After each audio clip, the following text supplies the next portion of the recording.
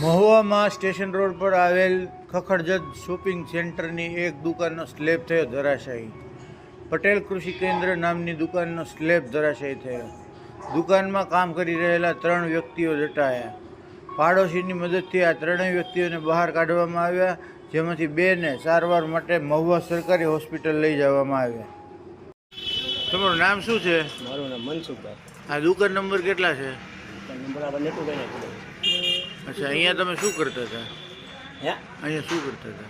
અમે આ વાળા છોડતા હતા. હા, પછી શું થયું?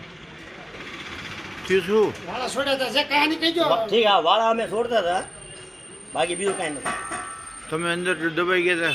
હા, અમે અંદર દબાઈ ગયા હતા. કેટલા જણા દબાયા? અમે 3 જણા. ભાગ્યું વધારે પડતું? ને હવે ઓલા ભાઈને ખબર પડે હું છું એમ. દવાખાને લઈ ગયા? હા, એ ભાઈને દવાખાને લઈ ગયા.